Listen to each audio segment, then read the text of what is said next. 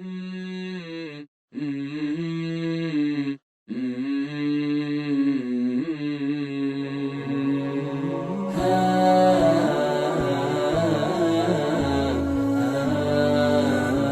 اللہ الرحمن الرحیم۔ زندگی سے لطف اٹھائیے، سبق نمبر 103، ظاہری ٹپ ٹاپ کا اہتمام۔ ایک روز امام ابو حنیفہ رحمۃ اللہ علیہ طلباء کو مسجد میں بیٹھے پڑھا رہے تھے۔ ان کے گھٹنے میں درد تھا، اس لیے انہوں نے پاؤں پھیلا کر دیوار سے ٹیک لگا رکھی تھی۔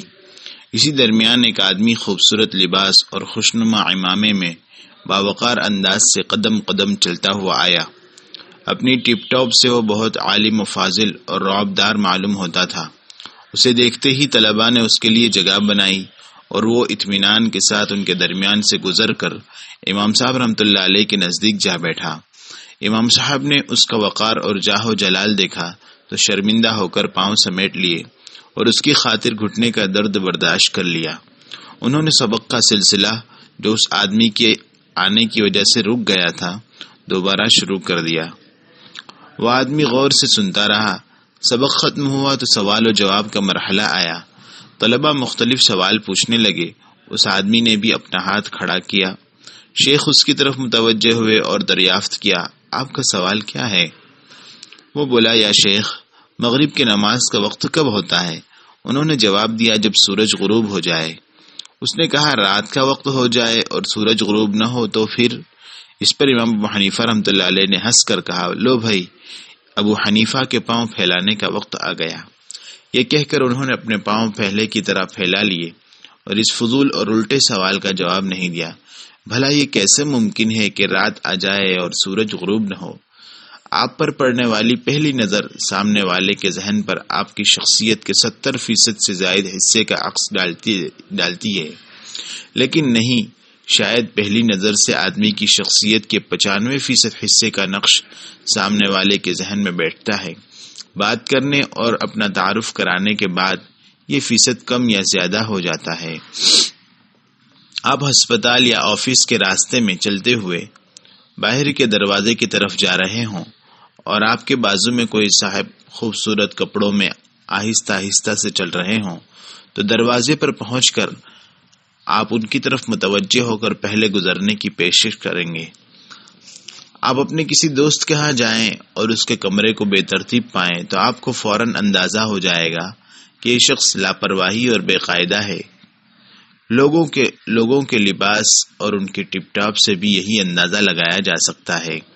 رسول اللہ صلی اللہ علیہ وسلم سماجی زندگی کے اس پہلو پر خصوصی توجہ دیا کرتے تھے۔ آپ عیدین اور جمعہ کی نمازوں میں کپڑوں کا خوشنما جوڑا پہن کر آیا کرتے تھے۔ مدینہ آنے والی جماعتوں کے استقبال کے لیے بھی آپ نے ایک خوبصورت جوڑا سلوا رکھا تھا جسے وقتاً فوقتاً پہنا کرتے تھے۔ آپ اپنی ٹپ ٹاپ اور زیب و زینت کا خیال رکھا کرتے تھے۔ آپ کو خوشبو سے پیار تھا۔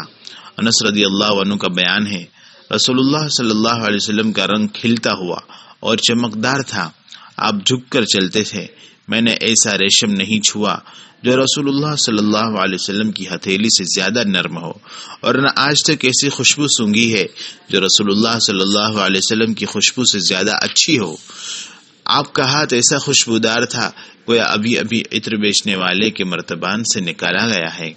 جہاں جاتے پہلے آپ کی خوشبو وہاں پہنچ جاتی اور پتہ چل جاتا کہ آپ آ رہے ہیں۔ انس رضی اللہ عنہ نے مزید بتایا کہ رسول اللہ صلی اللہ علیہ وسلم خوشبو کا تحفہ واپس نہیں کیا کرتے تھے۔ آپ کا چہرہ سب سے زیادہ خوبصورت اور سورج کی مانند روشن تھا۔ جب آپ خوش ہوتے تو چہرے سے نور چھلکتا اور وہ چاند کا ٹکڑا معلوم ہوتا۔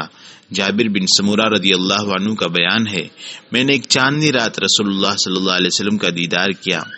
لال جوڑا آپ نے پہن رکھا تھا۔ میں کبھی رسول اللہ صلی اللہ علیہ وسلم کو دیکھتا اور کبھی چاند پر نگاہ ڈالتا۔ زمین کا یہ چاند مجھے آسمان کے چاند سے زیادہ حسین اور خوبصورت نظر آیا۔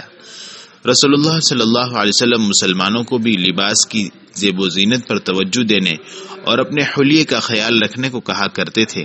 ابو الاحوص کے والد بتاتے ہیں کہ میں گھٹیا درجے کا لباس پہنے رسول اللہ صلی اللہ علیہ وسلم کی خدمت میں حاضر ہوا۔ آپ نے میرے کپڑے دیکھ کر دریافت فرمایا کہ آپ کے پاس مال ہے؟ میں نے کہا جی ہاں۔ آپ نے پوچھا کیسا مال؟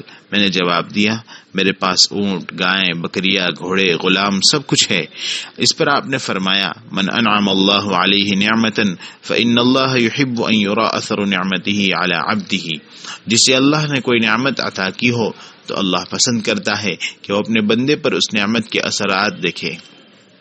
جابر بن عبداللہ رضی اللہ عنہ سے روایت ہے، انہوں نے کہا رسول اللہ صلی اللہ علیہ وسلم ہم سے ملنے ہمارے گھر آئے، وہاں آپ نے ایک پراگندہ حال آدمی دیکھا جس کے بال بکھرے ہوئے تھے۔